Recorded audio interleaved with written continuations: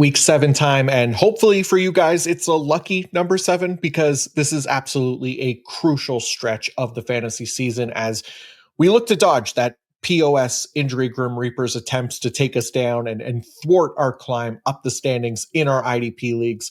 I'm John Macri, and for this episode of the PFF Fantasy Podcast IDP edition, we'll be looking to help you do just that by going game by game, breaking down all of the key IDP information across all positions. Because what do we say to the god of death? Not today. And let's get it.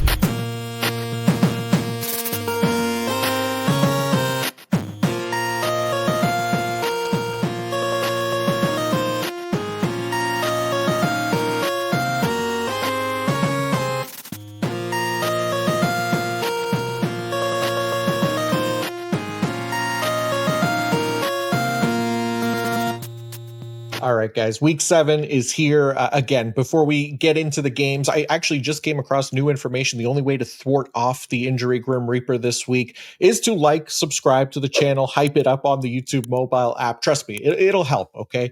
But at the very least, it'll help this channel grow. And you guys have been so excellent at doing that every single week. I can't thank you enough for just continuing to like the channel, continuing to tune in, especially subscribe if you haven't already, and then obviously hit that hype button. It's a big help to me, and I really do truly appreciate it. So thank you guys. And then obviously we have the subscription. What's it called? The subscription offer still going on right now. PFF Fantasy Podcast 25 is the promo code. That'll get you 25% off a PFF Plus subscription. If you want to go even further, if you want to dive into, the rankings or the IDP fantasy report, the man zone coverage report, red zone report, all of Nate's rankings, his utilization report stuff as well. All of that stuff can be accessed along with all the PFF grades with the promo code PFF Fantasy Podcast 25 to get 25% off. And again, it's a little, within in-office competition here among the podcasts, and it would definitely help us out a ton as the smallest podcast on the network. We're fighting, we're in it, man. So appreciate you guys who have all been able to do that this season. But let's get into the games, and I will include the timestamps as always in the episode description. I'll include the link to the IDP report. So for those of you who do want to dive into that, see the snap shares and stuff like that yourself, you can do all of that. It'll be all included in the episode description.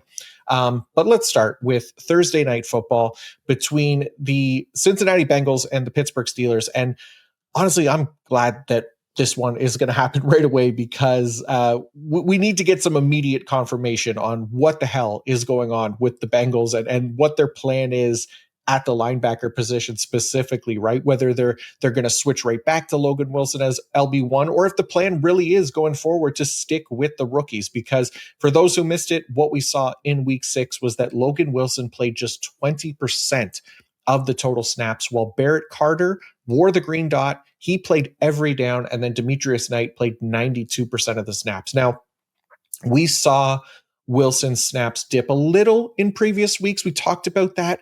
But then in week 5, he played 100% of snaps. It all seemed fine, like the shenanigans were done, but all that was the Bengals basically lulling us into a false sense of security, apparently, so that they can pull the rug out from under us with a nasty little sneak attack. Well, now I at least for me, I don't know about you guys, I got trust issues with the Bengals because as much as we maybe should be adding Barrett Carter, we should definitely be adding him and benching Logan Wilson. It's going to feel, at least for this week, a little hard to feel too confident about starting Carter here in week 7, even though, look, I'm going to play him over Logan Wilson if that is my option. I'm going to at least be a little cautious until we see it consistently, because nobody wants to put one of these guys, out there in expecting 100% of snaps on a Thursday night and then stare at a goose egg until Sunday, right? That being said, I have Barrett Carter as I think it's LB 36, LB 30, somewhere around there, right? So certainly a startable linebacker for me in deeper leagues. He'd start over Logan Wilson for me and several other linebackers, obviously. And part of that is that it is a good matchup. So if he is that 100% snap player, he could end up hitting really nicely for those who start him. just knowing that there's at least a little risk here, considering the Bengals have done a lot of shuffling with their linebackers lately. So hopefully we see some consistent usage on Thursday, and then we could just trust it comfortably going forward. And for what it's worth, I think we will. But it's one of those things that I want to know for sure. We can never be overconfident when it comes to the NFL, right? So, yeah, just something to keep an eye out for Thursday. But yeah, that's the Bengals linebacker situation right now. Bengals defensive line. Trey Hendrickson picked up a back injury last week. It doesn't look like he's going to be able to go. By the time you guys are listening to this, you probably already know the answer, but I'm recording it on Wednesday here. So we should hopefully find out soon enough, but I don't think he'll be able to go. I'm not really trusting any of the other Bengals pass rushers right now.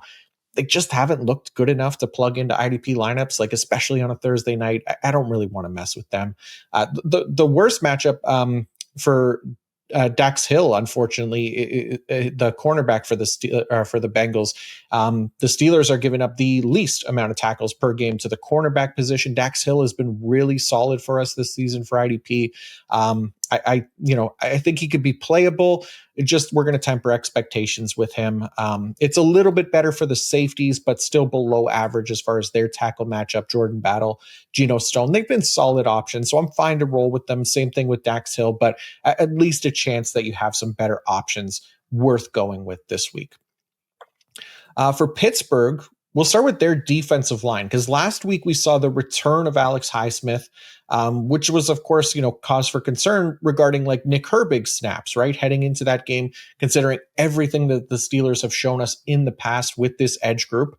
But Nick Herbig, he ended up with 2 sacks in what was a pretty even rotation between him, Highsmith, and even TJ Watt. Now, as much as that would make sense to kind of stick with, considering how well Herbig has played, again, just trying to think outside of the box a little bit as to why this might be and why it might not hold. It was Alex Highsmith's first game back from injury, right? So that's one thing. The game was also well in hand for the Steelers against the Browns. It never really felt like they were in danger of losing that one. And they knew that they were playing again here this week on a short week, right? So does that mean they purposely limited both Watt and Highsmith, knowing that they'll have to rely on them more this week? And that's why maybe Herbig got more run? I'm not really sure, but it's a theory. I'm glad to see, I'm glad to see that we'll get to find out early here at week 7 if that's the case or not, because that one is kind of bothering me a little bit just to see how it shakes out. But yeah, I'm not going to get all conspiracy theory-ish for the rest of the episode, I think. But it just so happens that the 2 teams that I'm keeping a real close eye on this week happen to be playing on Thursday. And honestly, considering this is the Bengals offensive line, I might be fine starting all 3 of these guys this week anyways, like depending on your other options like Watt and Highsmith. They're still slightly ahead of Herbig for now. But again, if we see that usage remain the same this week where all 3 guys are getting pretty even playing time, then yeah, Herbig has been good enough to be in consideration. So nice matchup for the pass rushers at the very least. Pittsburgh's linebackers, we've got more linebacker shenanigans this past week with Cole Holcomb once again getting a little bit more run and cutting into Peyton Wilson's snap share a bit. So now this could be honestly the same kind of idea with the edges, like resting Peyton Wilson on a short week a little bit more in a relatively easy win, stuff like that. We'll see. But for now, I'd probably only roll with Patrick Queen from the Steelers linebacker core. Peyton Wilson at a 65% snap share and Cole Holcomb with like the other 35% isn't all that appealing in just like an average matchup. So mostly just going to be Patrick Queen this week. Pittsburgh's defense backs, Deshaun Elliott unfortunately draws the worst tackle matchup for safeties this week, getting coming off a really nice week last week, racking up 12 total tackles, just a monster game from him as we expected. I'm still probably starting him in most cases, considering just the usage and the production that he's delivered for us. Just know if we get a lower output this week, it's going to be a lot more on the matchup. Also, nice matchup for Jalen Ramsey this week, who obviously he had a huge game last week with 2 sacks. Not expecting that again, obviously, but could be a solid outing again for him. He too played less than 100% of snaps coming off injury and heading into this short week game. But expect him to be full-time this week. So maybe just another piece of evidence there that we might see different usage all around from the Steelers in week 7 than we did in week 6. We'll find out soon enough. But man, I don't know how it keeps happening where I feel like I've spent way too much time on Thursday Night Football, but here we are. At least a lot of you will be able to hear this after we know how the game went, and you could tell me how wrong I was, or hey, maybe I was right. That happens from time to time as well. So should be fine. Fun to find out here soon enough. Okay. Another international game now, because why not? This one taking place in Vietnam, I think, between the Los Angeles Rams and the Jacksonville Jaguars. So let's start with the Rams defensive line, because how do we not start with this edge duo, Byron Young, the DL1 on the year right now, and Jared Verse, the DL4. This has been like the dynamic duo of IDP at the moment, but instead of like Batman and Robin, it's just two Batmans just out there beating asses on the field and looking cool as hell as they do it, because all the underlying metrics and the snap shares for both of these guys are great. The tackle rates are strong as well. I was just going to leave them locked into IDP lineups every single week. I mean, I keep saying it. They've really just earned our trust. We should just keep rolling with them, even though the Jaguars offensive line, they've been solid enough, and Trevor Lawrence has been okay at not letting pressures turn into sacks. So yeah, top options every single week for these two. Kobe Turner and Braden Fisk, they haven't been as effective, so harder to trust them right now, like in DT required leagues, but they are playing enough to be usable in the right matchups. I just think we'll have probably better options than them this week.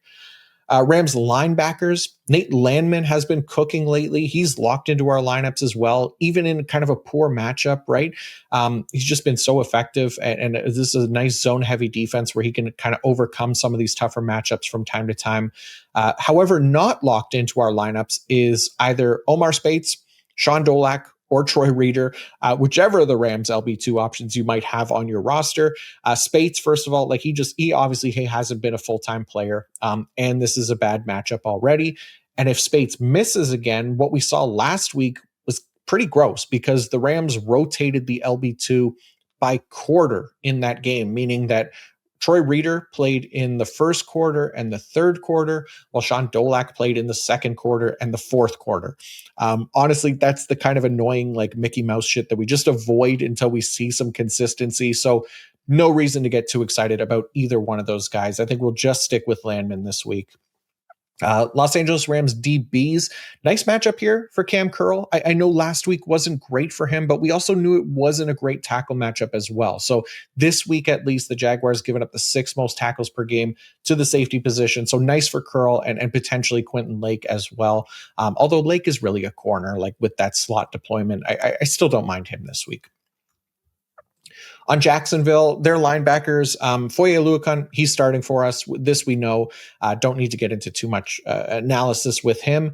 Meanwhile, Devin Lloyd has already been ruled out for this game, so Ventrell Miller should get plenty of run this week. Probably not in a full-time role, so he'll only really be like a deep league option in what's been a below average tackle matchup, but he's definitely worth an ad, just considering how early they ruled out Devin Lloyd, and he might get some play after this as well if Lloyd is going to continue to miss time, but probably going to be around that 70-ish% snap share for Ventrell Miller if I had to guess. But yeah, Rams 29th in tackles per game to linebackers, so he's closer to that kind of LB 48 range for me this week. Jacksonville defensive lineman, Trayvon Walker, he definitely played last week, but he was limited with a club on his hand, looking like Barrett from Final Fantasy VII. Bang, got in another one. And yes, I know it's typically a gun arm for Barrett, but there were melee weapons. He had melee weapons for him as well. I want to say the Wrecking Ball one. But anyways, that's what I'm reminded of when I see a big defensive lineman with a club hand. It's Barrett Wallace of Final Fantasy VII. But no, unfortunately, not nearly as effective Trayvon Walker was as Barrett with his wrecking ball arm there. He only played 29% of snaps, so that was concerning. That had to be because of the injury, obviously. So going to avoid him this week, and if they continue to limit him. Josh Hines Allen continues to be held to just a half sack on the year. There is a joke in there, of course, that I'm going to refrain from making, but know that every week that goes by that he doesn't add to that total, it's going to make me more likely to say it and potentially get canceled. But holding off for now. But yeah, Josh Hines Allen, disappointing so far. There's just no way to slice it. Even the reverse jinx didn't work last week. But we did know the matchup against Charles Cross was a tough one, but he didn't even get a single pressure last week. So I don't know what to tell you, bud. If you have better options, you go with them. I think there will still be better days ahead here for Josh Hines Allen, but yeah, it's been rough. It's been rough for sure. Jacksonville defensive backs, a much better matchup for Jordan Lewis this week after a really quiet game last week. The Rams are giving up the second most tackles per game to the cornerback position, so that's nice for Jordan Lewis. Also a nice matchup for the safeties. So Andrew Wingard, a solid option this week as well. I've liked his usage and his production enough to kind of have him in that starting consideration range in the rankings. And then, Travis Hunter, got a nice offensive workload last week, played 78% of the offensive snaps, 87% of the routes, and 40% on defense. So, I realized that snap share it didn't get included in the IDP report. I did write about it, but that is decent enough playing time for Travis Hunter to be productive and really kind of deliver the way that we expect him to for IDP, but or fantasy in general. It just hasn't really happened yet. So if that workload sticks, then he's definitely going to become more consistent again. It's just a matter of when that's going to click for him. Okay, going on to the New Orleans Saints and the Jacksonville Jaguars, or not the Chicago Bears. New Orleans Saints, Chicago Bears next. We'll start with the New Orleans defensive line. Chase Young, he made his season debut, but him and Cameron Jordan, they rotated a bit more with each other. That did not affect Carl Granderson's snap share, despite what Granderson's box score would say, because he did diddly squat in week 6. Granderson, he's playing a ton, so he'll be productive by default most weeks. That being said, Caleb Williams has done a much better job this year at avoiding sacks, and this Bears O-line is much improved as well. So kind of a low-end edge too for me this week for Carl Granderson, and very little interest in Cam Jordan or Chase Young until we see something more from them. New Orleans linebackers, Demario Davis still the main option here since, again, his 100% snap share, that's not changing. I know Pete Werner was more productive for IDP last week, but that snap share was and has been really kind of volatile, right? To the point where he played 59% of snaps last week. Luckily, he got a sack to help save his day. But knowing that snap share could be his floor on any given week, that's kind of enough to keep him out of most IDP lineups, in my opinion. And then what else do we have for the Saints? Their DBs, I guess, not an overly exciting group in general. I like Alontae Taylor for CB required leagues. Otherwise, Justin Reed, Jonas Sanker, they haven't really been true startable IDP options this season. I think we could safely avoid them in a poor matchup this week.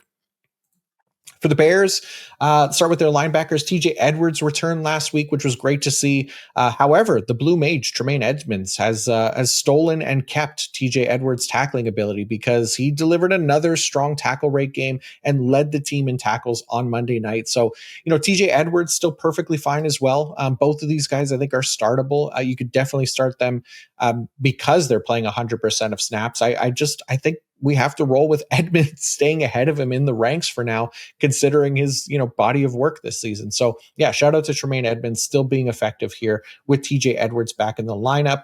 Chicago's defensive line, it's basically Montez Sweat if you're desperate for edge help, and Gervon Dexter in deeper DT required leagues. That is really it. The rest we're not touching.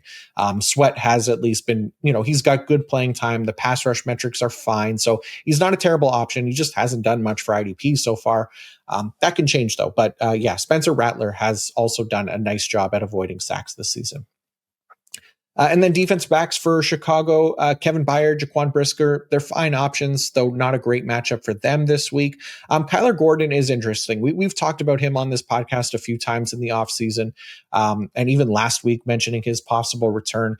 The reason that we're interested there is because he plays that slot role in Dennis Allen's defense, which, it happens to be a revenge game this week for Dennis Allen against his former Saints club. But Gordon only played 60% of snaps in his first game back last week. I do think that he'll improve that snap share this week. against an 11 personnel heavy offense. But also, if he sticks on the field over like a Nahshon Wright, for example, in those non-nickel situations, that could be huge for him. And obviously, I could see him being really productive in a great matchup here. The Saints are giving up the third most tackles per game to the cornerback position. So I think we should see Gordon get some blitz attempts as well. That can lift kind of that big play upside for him a bit. So I like Gordon this week a decent amount. It's more of a projection for sure, since we haven't seen it from him yet, but definitely someone that I'm hopeful about this week. All right, Carolina and the Jets are up next. So we'll start with Carolina's defensive line because last week, a team going against the Jets, Justin Fields took 9 sacks on Sunday against the Broncos defensive line. They were all over him. This Jets offensive line, they just could not handle it. Fields couldn't handle it, but luckily for the Jets, I guess, they play the Kardashian sisters on the Panthers defensive line this week, as this group has just been a bunch of ass this season. Some of the most ineffective pass rushing in the league from the Panthers, and they just don't have like a single star on that defensive line who we can point to and say, that's the guy that I trust to get home this week. Like Derek Brown for DT required leagues, like he's a good option for tackle numbers, but very little pass rush upside with him. And the rest of this group right now with Pat Jones and DJ Wanham and even the rookies, Nick Scorton, Princely Uman-Milan, they haven't shown much so far. So if you really feel like gambling purely on matchup, maybe you take a shot on like a Pat Jones, but if he or, they as a whole, like they don't deliver, like it's going to feel pretty gross having them in your lineup. So hopefully just find a better option if you can. We'll take advantage of this matchup in future weeks. Carolina's linebackers, Trevin Wallace, still the green dot, playing 100% of snaps. Christian Roseboom played 82%, so not bad. And he was productive, but he'll be kind of more of a fine deep league option in a good matchup this week. But just a reminder that, he's no longer an every down player. In case you missed that last week, that role does now belong to Trevin Wallace, Barrett's brother. All right. On to the Carolina defensive backs. Trayvon Merrick, his usage continues to be excellent. Really the top option worth targeting here for IDP. It's a poor matchup, but the usage can definitely help at least a bit. So I'd still be starting Merrick for the most part, depending on who your other options are. And then on the Jets, Jermaine Johnson returned last week. He got a sack. That was cool to see. It's not the best matchup this week because Bryce Young has been really great at not letting pressures turn into sacks. But I do think Jermaine Johnson is at least an interesting option rest of season because he's a good player and there should be some good matchups here going forward in the near future for them. And the playing time is going to be there for him as well. So I like Jermaine Johnson as an ad, maybe not so much as a start this week at least. Quinnen Williams, definitely still an option for DT required leagues. He's been solid. The rest, though, I'm not sure if I'm really into anyone else on this Jets defensive line. Like Will McDonald, we know he has that sack upside, but literally zero floor. And honestly, the pass rush metrics are just okay with him, which is why we haven't seen a sack from him since week 1. So that's kind of it for the defensive line. For the linebackers for the Jets, Jamie and Shergives-Mewood delivered that elite tackle rate that we've been hoping for from him. And hopefully he keeps that going now rest of the season, right? He gets a great matchup this week, top 5 matchup for tackles to the linebacker position. So obviously love Sherwood. Kiko Mauigoa, also a fine deep league option in a good matchup this week. He'll be in that 80-ish% snap share until Quincy Williams comes off injured reserve. So deeper league option there. Jets defensive backs, Andre Sisco and either Tony Adams if he's healthy or Malachi Moore if not. They get a good matchup. That's about as much as I could say about this group right now. Brandon Stevens has been fine for CB required leagues. He's another one. Sure, you could start him if you're looking for, just a full-time player with streaming ability. Okay, Miami and Cleveland is next. So we'll start with Miami's linebackers because this group has been unreal for IDP, whether it's Tyrell Dodson or Jordan Brooks or even KJ Britt last week filling in for Dodson. He absolutely cooked. We'll see if Dodson misses another game or not. But if he does, then KJ Britt is a good option. Otherwise, Brooks and Dotson, they're both locked into lineups in a great matchup here. The Browns giving up the third most tackles per game to the position. I think I got both of these guys inside my top 5 this week if they're both active, specifically Dotson, who missed last week. Defensive line for Miami, it's Bradley Chubb, it's Jalen Phillips, it's Zach Sealer. None have been like amazing for IDP, but we talked about Phillips before and how he's playing better than his sack numbers would tell you. He gets a really nice matchup this week, opportunity to deliver here. They're not top options by any means, but I wouldn't be surprised if they delivered a sack each maybe this week, and could be nice streaming options if we need them. And then defensive back-wise for Miami, Minkah Fitzpatrick is still the top option here. Really nice tackle matchup there as well, because the Browns giving up the third most tackles to the safety position as well. And Ashton Davis, he actually played 100% of snaps for the first time last week with Ifeatu Melifonwu in the lineup. So he could be a nice streaming option this week as well if you need him. Cleveland, let's go to there and start with their defensive line. Myles Garrett held without a sack again, but dominated as per usual. He had a 91.2 pass rush grade last week. Again, any cold streak with Garrett, I'll still mention, that we're playing him for the peaks, right? We live with the valleys to reach those peaks in his production, because he can explode on any given week. And if you leave those explosion weeks on your bench, then that will be not on me. That's on you, right? So gamble accordingly here. If you feel like you're going to bench Myles Garrett, I personally would not advise that. So yeah, nice matchup for him to potentially get back on track as well. Cleveland's linebackers, Carson Schwessinger. There we go. Nailed it. First time. It's a not so nice matchup this week against the Dolphins. They rank 30th in tackles per game to the linebacker position. But look, as always, 100% snap linebackers. We're not going to turn our noses up for the most part, even when the matchups are poor. Devin Bush also continues to be a pretty aggressive tackler and rack up points for IDP, sometimes even more than Schwess. But again, playing time is the concern here, because he comes in each week at less than 90% of snaps. But don't mind a little Bush this week if you need him, since he's been so productive. Cleveland's defensive backs, Ronnie Hickman and Grant Delpit, both options for us in a fine matchup. Delpit's still getting the better usage for IDP, but Hickman is close enough, and we've seen him outproduce Delpit a few times here. So if you want to go Hickman over Delpit, definitely go for it. New England and Tennessee next. So we'll start with New England.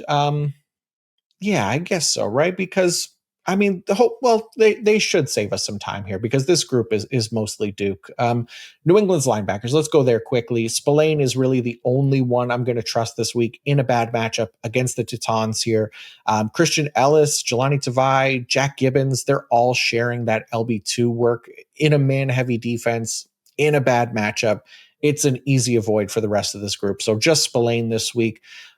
New England's defensive backs, Craig Woodson, he's been a solid enough option, and it's in a good matchup if you need him. Jalen Hawkins missed last week, so Kyle Duggar played a full-time role. He could be an option in a good matchup as well. Marcus Jones, we should definitely talk about him again, because we talked about, really liking this matchup, his matchup last week, and he had a monster game. The matchup this week isn't as good for tackles, because the Titans offense is, incompetent, but they play the most 11 personnel in the league. So Jones should get more work this week as far as his snap share goes. He hasn't been a full-time player, so the matchup does matter for him. We'll see if the coaching change shakes that up at all. But yeah, a lot of Marcus Jones questions recently. And I'll say that he's, a solid CB option depending on matchup, because if he is going to play part-time snaps, we'll see some low-end production more often than we might like with him. And then finally, the defensive line for the Patriots. Cam Ward has been the sack fetishist of the year. It always seems to be a rookie who comes in waving their freak flag. And this year, it's Cam Ward who has been taking all those sacks.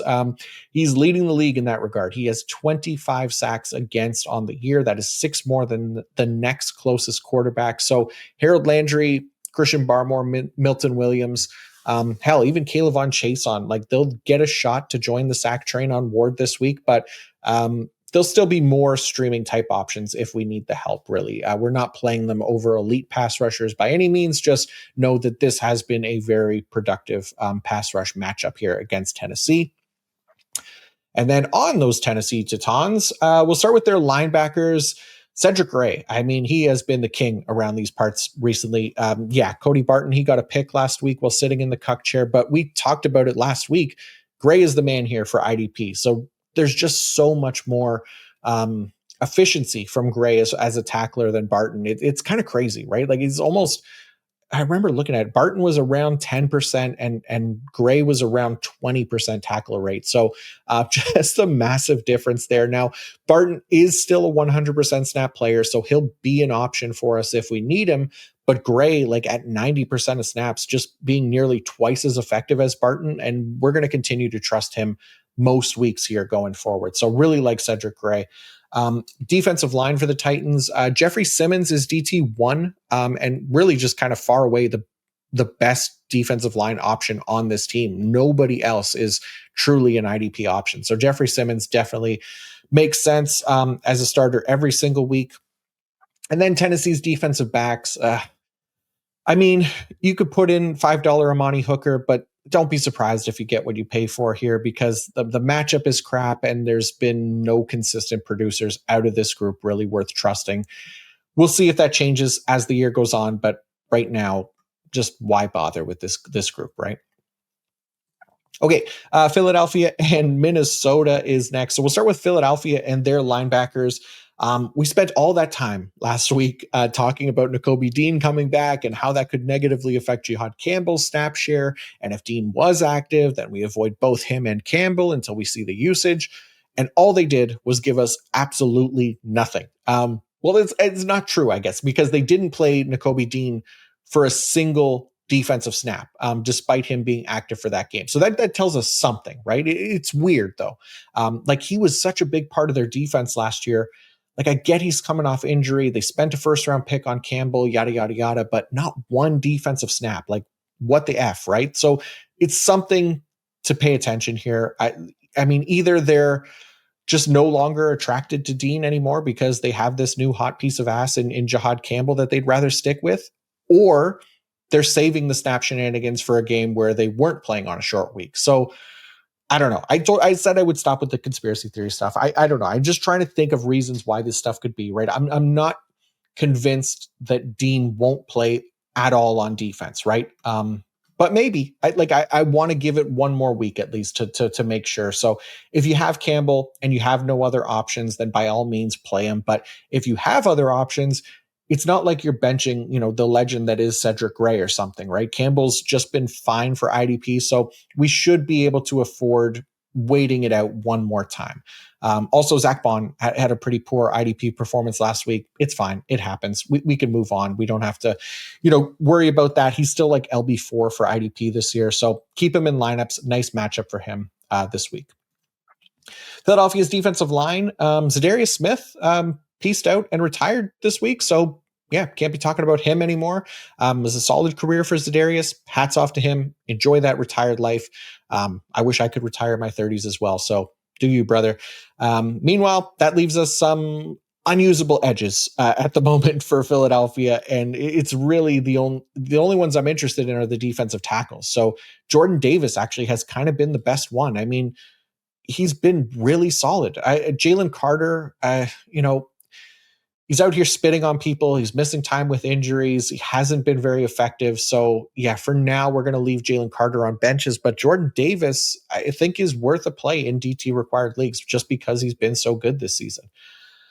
And then Philadelphia's defensive backs, it's still like Cooper DeJean in CB required leagues, though this isn't the best matchup for him either, and the cornerback position. Safeties are okay. It's mostly Andrew Makuba if you had to pick one, but yeah, so there you go. That tells you how I feel about the Eagles defensive backs this week. Going to Minnesota, Blake Cashman, it should be back this week. So Eric Wilson, it was fun while it lasted, but Cashman should be going back to the green dot linebacker here for Brian Flores. So that's good to see. Ivan Pace should continue doing his thing as the part-time LB2 option. Unfortunately, first game back for Cashman, he gets the worst linebacker tackle matchup in the league with the Eagles. So he's kind of low end LB2 at best this week, and then Ivan Pace much lower than that, obviously. Minnesota's defensive line, Jalen Hurts has been taking a lot of sacks despite his offensive line really doing everything they can to protect him. He has the third most sacks against on the year. So, yeah, Jonathan Grenard would probably be the best option if you had to pick one. I think Andrew Van Ginkel, if he's back this week, will play more than he did last time we saw him. Again, if he's active, we still don't know his status right now. I think we wait and leave him on our bench unless we're really desperate. If Van Ginkel is out, then Dallas Turner should play a ton. So he could fall into some default production there since the pass rush metrics haven't been great, but the playing time has for Dallas Turner when Andrew Van Ginkel's out. And then Minnesota's defensive backs, nice matchup here for Josh Metellus and Theo Jackson. It's mostly Metellus for me, though, because of the usage, playing more in the box and stuff like that. Okay, going on to Las Vegas and Kansas City next. So we'll start with the Raiders defensive line. Hey, we said Max was going to have a big game last week against the Titans. He did. That was great. Not nearly as good of a matchup this week against Mahomes and the Chiefs, but still a player that we're going to leave locked into lineups just because of that insane workload and the pass rush upside of Max Crosby. Jonah Lalu, he's been productive and he's doing well for like DT required leagues, mostly because our defensive tackles have been so bad this year for IDP. But there's nothing really special about Lalu right now, other than he's fallen into some production to start the year quite a bit. Like 61% snap share, that's fine, but 55.3 pass rush grade, 46.5 run defense grade, just 11 pressures. I mean, we're going to expect him to cool down quite a bit here, and I bet that starts this week against the Chiefs. Las Vegas's linebackers, so a bad matchup here for the linebackers.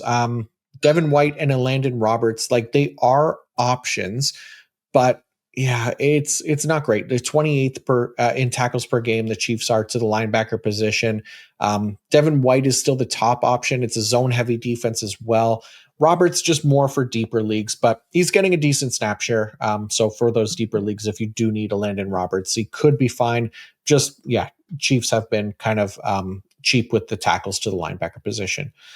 And then defensive backs for the Raiders, Jeremy Chin, far and away the best option here. Great box usage, and he's actually producing solid weekly numbers. So yeah, like Jeremy Chin a fair bit. Going on to Kansas City, though, start with the linebackers. Nick Bolton, he is another one that just continues to cook this season. He's been great. And even in a below average tackle matchup like this, there's really no real reason for concern with him. I'd be happy to plug him into IDP lineups this week and just continue expecting solid production from him. The other linebackers for the Chiefs, I don't think I'm overly interested in this week. Like Drew Tranquil is fine for deeper leagues. And Leo Chenal, he had a nice game last week. He's only playing more in matchups where basically the Chiefs are afraid of the offense's run game. Like last week, it was against the Lions. In another week where he played a lot more was against the Ravens. That's where you'll see more of Leo Chenal. It's possible that they're concerned about Ashton Genty, so maybe he gets a little bit more snaps this week as well. But I mean, you'd have to be in a really deep league to trust him in IDP lineups, considering the floor is like 30% of snaps for him. So yeah, just keep that in mind with Leo Chenal. Kansas City's defensive backs, Chamari Connor remains a top option for IDP. I mean, all the guy did was lead the team in tackles last week and then added in a forced fumble in there as well. Like he's been dope. No reason to bench him. Jalen Watson, he's been decent for CB required leagues as well. This is a favorable matchup. Don't mind him. Kansas City's defensive line, Chris Jones, he did have a much better game last week, at least in terms of his underlying metrics, but that led to basically nothing in the box score, right? Like he's still a good option for DT required leagues, just very boom bust with like little tackle potential to help him. George Karlaftis is the only other option. And again, mostly because of playing time, he's been really productive. I don't expect that to change much this week. So he remains in that kind of DL2 range for me this week in a pretty decent matchup. Okay, before we go any further, I want to let you guys know that this episode is brought to you by Fabric by Gerber Life. Parenting is filled with high-pressure decisions, and it can be difficult to tell if we've made the right choice for our kids' future. But here's a simple decision you can make today that could have a meaningful impact on your kids' future. opening a UGMA Kids investment account with Fabric to start their investment journey early and give them a financial head start. Fabric by Gerber Life was designed by parents for parents to make it easy to plan for and manage your family's financial path. With the Kids investment account from Fabric, you can start investing in your child's future today. It's all online, and setting up an account can take you just 5 minutes. Get started investing with as little as $1 a day, then manage your child's account and monitor their investments right from your phone. There are no contribution limits, multiple tax advantages, and they're SIPC insured up to $500,000, plus no commission fees and just a low flat monthly maintenance fee. Fabric has partnered with Gerber Life, trusted by millions of families like yours for over 50 years. Join the thousands of parents who trust Fabric to help protect their families. Start investing in your child today at meetfabric.com/PFFNFL. That's meetfabric.com/PFFNFL. meetfabric.com/PFFNFL. Portfolios managed by Fort Washington Investment Advisors, Inc. Additional services provided by Apex Clearing Corporation. All investing is subject to risk. Learn more at meetfabric.com. All right, Giants and Broncos are up next. We'll start with the Giants defensive line because Brian Burns has been an IDP god so far this year, just constantly delivering for us. He did it again last week against the Eagles, and that wasn't even a great matchup either, right? This week, it's another really tough matchup for most pass rushers, but the way that Burns has been playing this year, we're not really looking to bench him, right? So he's going to stay in our lineups. Abdul Carter, Kayvon Thibodeau, they're more avoidable this week. Maybe Dexter Lawrence, depending on who your other options are in DT required leagues. But the Broncos offensive line and Bo Nix have been great at limiting sacks this year. So it is a tougher matchup, but Brian Burns, not real concerned there. Giants linebackers, it's Bobby Okereke. That is pretty much it. Darius Moasau is pretty useless. So unless you're in a really deep league, there's no need to try and force him into lineups. Giants defensive backs have been solid. Paulson Adebo and Drew Phillips, they've been rock solid for CB required leagues, and they get an above average matchup this week, so they'll stay locked into our lineups. Tyler Nubin, he's been, I would say, trending like ever so slightly up this week, in the right direction. Still not exactly where we thought he'd be coming into the year, but I had a nice game last week, and hopefully can string together more games like that going forward and start being kind of that fixture in IDP lineups that we expected him to be. For Denver, Drake Greenlaw might be back this week. He's at least eligible to return. So he hasn't played a snap for this Broncos defense yet. It's not 100% whether the team is going to immediately play him in a full-time role, if they're going to ease him back in or not. I think we do eventually expect him to take on a full-time role at some point soon. I just don't know that that'll happen right away in week 7. At the very least, if Greenlaw's in, Jester Sternad is completely out of IDP considerations as if he wasn't already. Greenlaw could be a solid option in a good matchup if we need him and if he's active. I don't think he'll affect our precious Kingleton snap share at all, at least to start when he comes back. But we'll definitely keep an eye on this one to see if/when Greenlaw is back up to full health, if they opt to run maybe like a more one linebacker system like they have pretty much all season, right? So personnel can change stuff like that, right? So that's why we're going to keep an eye on it here. Denver's defensive line, Nick Bonito, he remains on fire. We know we're giving him the start every week. Draws a nice matchup here to keep it going. Jonathan Cooper, Zach Allen, also strong options for IDP. So just a nice kind of group to pick from here. Same thing with Denver's safeties. Like they provide, a couple really solid, reliable options for us for IDP with Brandon Jones and Talanoa Hufanga. They've been pretty interchangeable this season, both in how they're used in Denver's defense and for IDP. So can continue to count on them for our IDP lineups pretty much every single week. Okay, Indianapolis Colts and the Los Angeles Chargers next. So we'll start with Indianapolis's linebackers because Jermaine Pratt, he played 80% of snaps in his Colts debut last week, led the team in tackles for just a really nice game in his first game of the season with the team. We talked about how, his familiarity with Lou Anarumo and how that should allow him to get some run here as a starter. Obviously, that's the case. I don't know if he'll ever get up above like 90% of snaps on a weekly basis, but if he does, then he'll definitely be more useful in a wider range of leagues. But I think for now, still more of kind of that non-shallow league option since he's not a full-time linebacker. Zaire Franklin is a full-time linebacker, but kind of continues to be below average in terms of tackle efficiency on the year. Again, playing in that more man-heavy defense this season. I don't know that that's going to change for him, rest of season, but he should still have his productive games and be in weekly starting consideration for us. Colts defensive line. They're going up against the Los Angeles Chargers offensive line, which is hurting this season with its two top starting offensive tackles basically getting gommaged early in the year. They're not coming back. And as a result, they've become a pretty positive pass rushing matchup for our IDP defensive linemen. So this week, that means DeForest Buckner, who of course, remains a starting option for us, especially in DT required leagues. But Laiatu Latu and Kwity Paye at least see increased odds to land a sack this week. Paye, obviously, he had the 2 sacks last week, but I still think Latu should be considered the stronger option here based on the underlying pass rush metrics. Latu owns a 22.1% win rate. That's a top 10 mark for the position. By comparison, Kwity Paye, he ranks 102nd in that regard with a 6.7% win rate. So there's a larger gap between these two guys. Don't just look at, the sacks from last week. We're trying to predict going forward and using these kind of metrics to help us do that. So yeah, Kwity Paye, there's going to be a gap as far as between him and Latu, but still, a streaming option in deeper leagues just because of the matchup here against that Chargers banged up offensive line and Justin Herbert, who's been playing under pressure quite a bit this season. And Indianapolis's defensive backs, it's still Nick Cross here. Cameron Bynum, he could be fine, but we still trust Nick Cross as that box heavy safety there.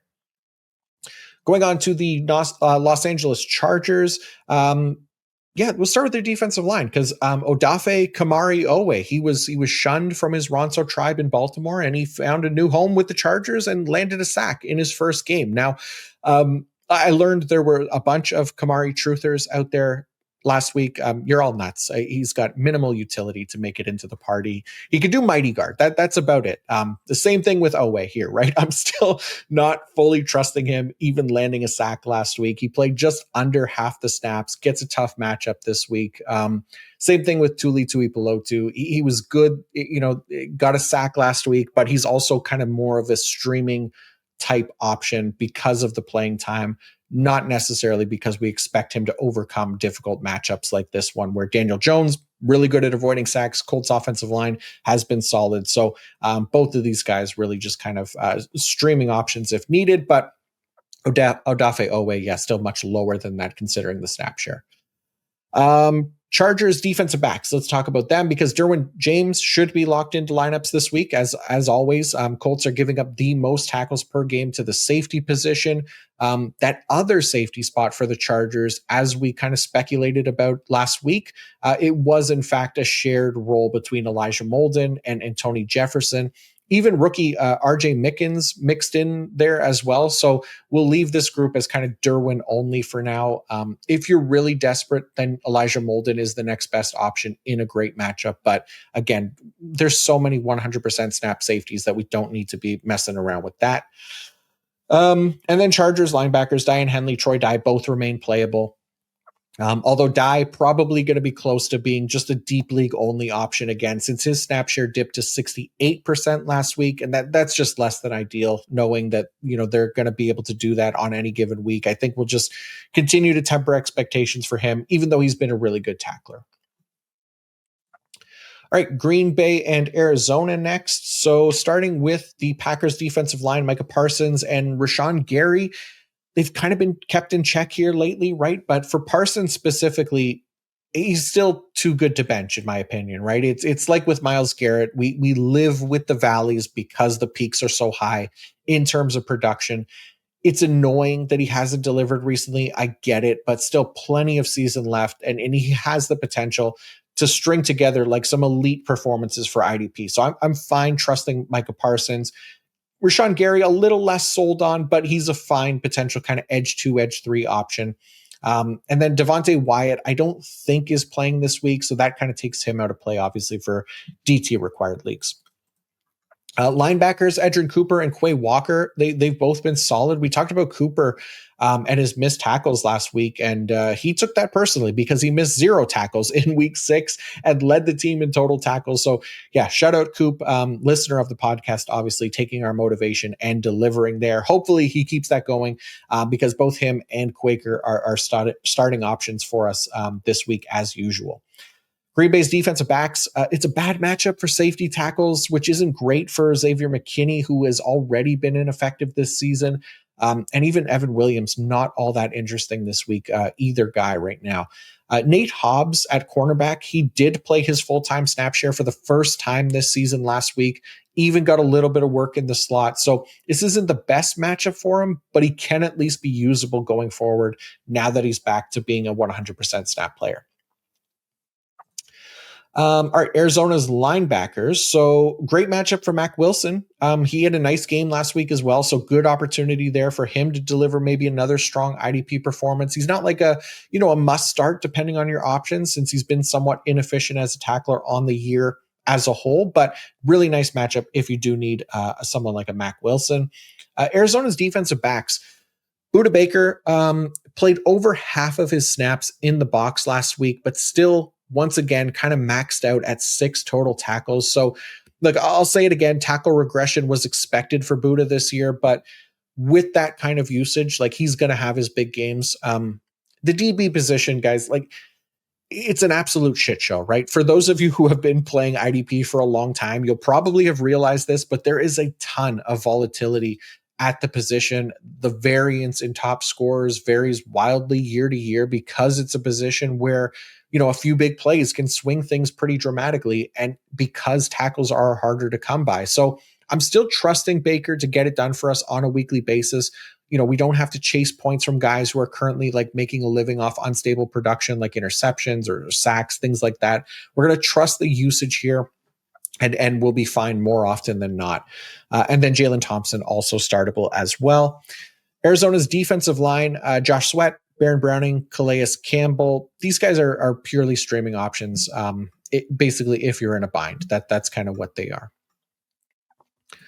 Washington's defensive line. Let's go, because we're going to talk about Washington and the Dallas Cowboys. Probably should tell which game we're talking about first. No, we'll start. Actually, you know what? We won't even start with the defensive line. I want to talk about the linebackers. Just really quickly, get it out of the way. Bobby Wagner, Frankie Louvu. There's nothing new here for the Washington linebackers. They have been exactly what we've expected them to be every single week for IDP. Wagner delivering, the solid, consistent tackle numbers, and Louvu kind of that boom bust, sack dependent desperation play. Like that just doesn't change this week. So nice to know that we're getting exactly what we signed up for with both Bobby Wagner and Frankie Louvu. Washington's defensive line here, Dan Quinn and Dorrance Armstrong revenge game, I guess. Dallas's offensive line, they've been kind of awful, but Dak has been great at avoiding sacks. So basically makes like Dorrance Armstrong a coin flip for me this week, because he's not a strong pass rusher, but the matchup is good enough where we could use him. Obviously depends on your other options as usual, but I have him as like DL 29 this week. So if that, tells you anything, but again, always feel free to ask questions in the comments if you got these kind of options. Washington's defensive back. So Mike Sanders still, he's been really productive for IDP this season, obviously coming off a quieter week in week 6, but still I would say a top 5 cornerback option in CB required formats, especially this week, considering the full-time usage and being the team's primary nickel defender. So this week he's going to get Dallas. They have given up the most tackles per game to the cornerback position. So could be a nice bounce back spot for Mikey Sanders still. And then at safety, Quan Martin might be the only Washington safety worth trusting right now. Jeremy Reeves, who had been filling in for Will Harris, he played just 69% of snaps last week. We don't love that. He was still productive for those who had to start him because he played a lot in the box and he got a sack, but it's possible that Darnell Savage is kind of moving up the depth chart there. But that's something to keep an eye out for this week. I might just leave him on the bench this week to be sure. For Dallas, we'll start with their linebackers because it is a decent tackle matchup for this group, which we'll probably end up liking for whoever is active for LB2 in Dallas, which, maybe it's Jack Sanborn. He should be back this week, but if not, then Shamar James, once again, in a nice spot to be productive because yeah, we know it's not going to be Kenneth Murray. No, he's been fine. I've also gotten a lot of questions about DeMarvion Overshown lately. It doesn't seem like the team plans to bring him back on the active roster until November. So he's still coming off injury, obviously. So we're kind of stuck with Kenneth Murray for the next few weeks at the very least. But I wouldn't be surprised if, again, that timeline really hasn't changed for Overshown. They've said American Thanksgiving for quite a bit. And it does seem like that's still the plan here for Overshown. But yeah. Dallas's defensive backs. Donovan Wilson has been decent at safety. He could be usable. That's it, though. Like, even Deron Bland stayed out of the slot again last week. So really nobody worth getting too excited about here right now. And then Dallas's defensive line. All right, on to Sunday Night Football. Atlanta Falcons and San Francisco 49ers next. So we'll start with Atlanta's defensive line. Look, I mean, this group of NPCs that isn't much better than the Cowboys for IDP, but at least they have had their moments. Like last week, it was the defensive tackles who got sacks for Atlanta against the Bills. They have a couple first-round picks in there on the edge who we're interested in long-term, but yeah, still not much to trust here for IDP this week against the 49ers. Atlanta's linebackers actually very similar to Washington in what this Atlanta's linebacker core has been. Like, they're kind of like the nerfed version of the linebacker core for the Commanders for IDP, right? Like Divine Diablo in the Bobby Wagner role, but not nearly as productive. And same thing with Caden Ellis in the Luvu role, just not quite as good there either, right? Like, they're fine. They're not bad options. It's not like a complete bargain bin comparison to the Commanders linebackers, but they're at least a tier below. So just knowing what they are is always important when trying to set those lineups. But Atlanta's defensive backs, it's a nice matchup here for both Jesse Bates and Xavier Watts. Both of these guys are actually getting good usage in the box, though Watts has just been the one to be much more effective. Bates still hasn't really had that big game this year, but maybe we see that from him on Sunday Night Football in a nice matchup. I like both of these Atlanta safeties this week if you have them. San Francisco, their linebackers. I mean, we've got to start with the linebackers, right? Because Fred Warner out for the rest of the season. Man, it's brutal. Tatum Bethune and D Winters are the two guys that we should expect to be the full-time starters here.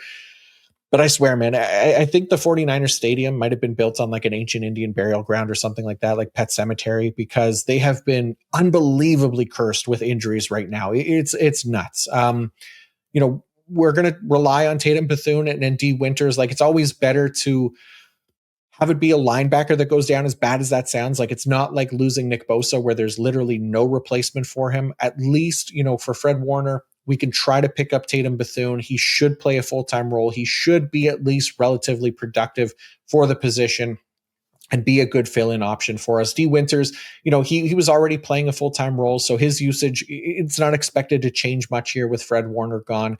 Unfortunately, Sweet D, he's been kind of a below-average tackler so far this season. I think 11.5% tackle rate. So it'll be interesting to see if Bethune maybe can be any more effective filling in for Fred Warner. Warner was pretty effective actually as a tackler, 15.3% tackle rate for him. So assuming that Bethune maybe takes over that exact role, there's hope that, maybe he too can be efficient in that spot. But for now, I got Bethune and Winters literally right next to each other in the ranks until we kind of get a clear picture of how these two guys are going to perform with Warner not in the lineup.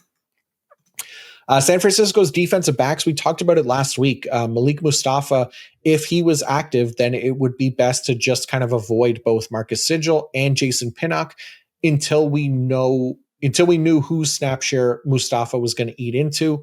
It turns out that there was a hidden secret option that we didn't see coming because it was actually Jair Brown who played 100% of snaps and the rest did not, even with Mustafa. So I don't know why they decided on that, considering that Brown was kind of a non-factor in every other game this season. He barely saw the field, but maybe that leads to Jair Brown and Malik Mustafa being the starters again. I don't know. What I do know is that we shouldn't be trusting Marcus Sigil this week. Unfortunately, like, it was fun while it lasted, a little cup of coffee in the big time. But yeah, box heavy IDP safety. We loved that. It seems like they're transitioning to him back to being a backup.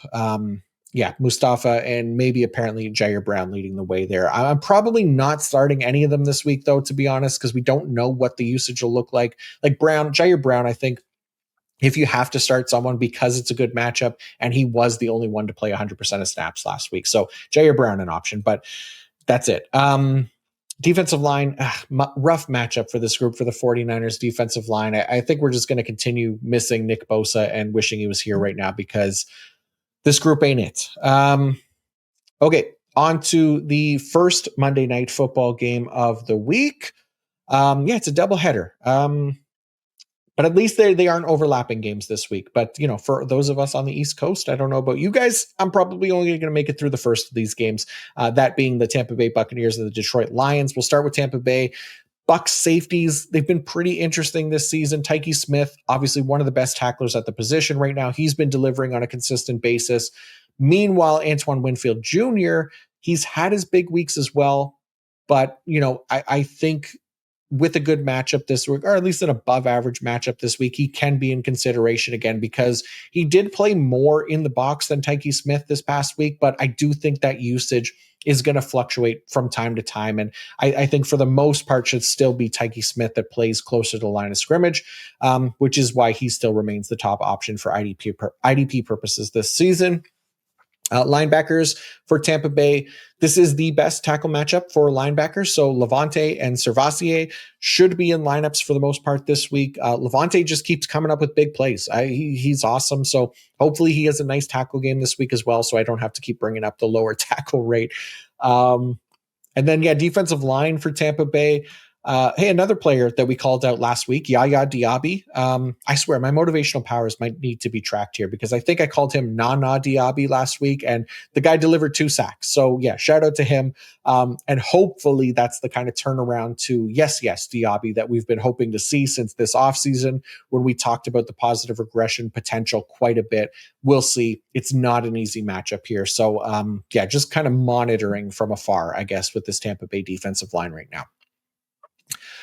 Okay, final game not final game. What do we got? We didn't talk about the Lions. Let's talk about the Lions. We'll talk about their defensive line. And who am I going to talk about? Aiden freaking Hutchinson, of course, continues to be an absolute beauty for IDP. And again, I know the tackle numbers are low for him, just like a 2.2% tackle rate. That's pretty shit, but nobody is playing Hutch in hopes that he'll get a few more tackles. We're here for sack and big play upside, and anything else is a bonus. Like, he's top 5 in the league in sacks. He leads the league in forced fumbles, and he's playing 95% of snaps every week. Like, if teams stop acting scared of him and actually run in his direction instead of running away from him every play, then maybe he'll get a few more tackles with that snap share, but that just hasn't been the case. So for now, we're going to start him for that elite big play upside. He's the only one on the defensive line. And then, like we've been saying with Derek Barnes, if you're looking for somebody, with a good tackle floor, I think Derek Barnes makes the most sense there, playing still a pretty hefty snap share. Linebackers for the Lions, Jack Campbell, Alex Anzalone. Campbell, he's just been so damn good. I don't know how we take him out of IDP lineups right now. Anzalone's been solid, more big play dependent, which isn't necessarily what we want from our linebackers. Like, if we're going to play that kind of boom bust game at defensive line, like we just talked about with Hutch and Myles Garrett and Micah Parsons, our linebackers need to be able to deliver a solid production floor for us. And Anzalone is a bit more of a risk in that regard. So, keeping that in mind. And then defensive backs for Detroit. Brian Branch gets the 1 game sussy for going after Juju Smith-Schuster after the game. Kind of annoying that we lose him for a game, but plenty of DB options out there to fill that void. It's probably going to be Thomas Harper filling in for Brian Branch this week. Not all that interesting, but if you're in a desperate spot, that could be the fill-in option. All right, now finally, the second Monday Night Football game that starts at 10 p.m. Eastern time. Awesome. Love that. So cool. Houston, let's start there. Houston Texans, Seattle Seahawks. So Houston's defensive line, Will Anderson and Daniil Hunter. Both of these guys, look, I put out a tweet this week, today, talking about how, listing the leaders basically in pass rush win rate this season. And Will Anderson way ahead of everybody else, 32% win rate on the year. A few people commented, hopefully it starts translating to IDP. I have no reason to believe that it won't, guys. I think Will Anderson, Danielle Hunter, both of these guys should remain in lineups. Like the playing time, the pass rush metrics, everything about them says that these are what we want for our IDP edges. And yeah, we're going to continue to trust them. Like it's a tougher matchup this week because Sam Darnold has a really strong pressure to sack conversion rate, like sixth best in the league. But I think we just consider the talent of Anderson and Hunter. They should be in our lineups every single week. Danielle Hunter draws the tougher matchup against Charles Cross this week. Again, top 10 pass blocking grade for him. We talked about him last week against Josh Hines Allen. But that's why he kind of, I would have Anderson ahead of him this week just because of the matchup there. But both of these guys definitely startable. Houston's linebackers, great matchup for Azeez Al-Shaair, fourth most tackles per game to the linebacker position from Seattle. So he hasn't been great by any means for IDP this season. Maybe a good matchup this week can help him. But yeah, AAS has been absolutely ASS so far this year. And then that LB2 role, we're mostly avoiding right now. EJ Speed and Hanky Two Toes, they shared the role last time we saw this team. And if that happens again, then both of these guys are going to end up with less than 60% of snaps, most likely. That's just not something we want to trust this week. Houston's defensive backs, Jalen Petre's been good. That's it. Seattle, let's talk about them. Their defensive line, Byron Murphy, currently the DT3 in IDP scoring this season, thanks to 4.5 sacks on the year, a really strong 82.0 pass rush grade, which is a top 5 mark for his position this season. So both Byron Murphy and Leonard Williams, solid options this week, a decent pass rush matchup against CJ Stroud and the Houston Texans. The Texans rank as a bottom 10 pass blocking unit, and CJ Stroud owns a below average pressure to sack conversion rate on the year. Uchenna and Nwosu and DeMarcus Lawrence also fine options if you need them in a good matchup here. They've both been really solid recently. Lawrence only just came back last week, but landed 2 sacks and the playing time was absolutely there. Not expecting that from him every week, but he's at least a streaming option if needed. Seattle's defensive back situation, it's really dependent on who's going to be available, right? So Julian Love, he's missed the last 2 games, so that put Ty Okada into a starting role. Devin Witherspoon also missed the last 2 games. That could open up more opportunities for the rookie second-round pick, Nick Emenwari. He was excellent in relief last week, but it's only going to be worth trusting if Devin Witherspoon is inactive, right? Then we expect Emenwari to take on that primary slot defender role. That'll absolutely push him up the ranks for me, but for now, Emenwari should only really be viewed as playable if Devin Witherspoon is inactive. And then lastly, Seattle's linebackers, Ernest Jones, he's the lone full-time option here. Drake Thomas did take over the LB2 role from Tyrese Knight, it seems. Thomas played 92% of snaps last week, Tyrese Knight just 3%. So we could maybe get some use out of Thomas in those non-shallow formats. All right, that's all I got in me this week. If there's, again, anything that I missed or I didn't cover, you guys can ask in the comment section. Check out the IDP Fantasy Report. I'll attach that in the episode description. IDP rankings are up on the site right now. Oh, and use the promo code PFF Fantasy Podcast 25 to get 25% off if you're going to try to access that stuff and you don't have a PFF Plus subscription. That will get you 25% off. Anything else? I'm trying to think. IDP report, IDP rankings, wide receiver man zone, red zone report, all that stuff is out.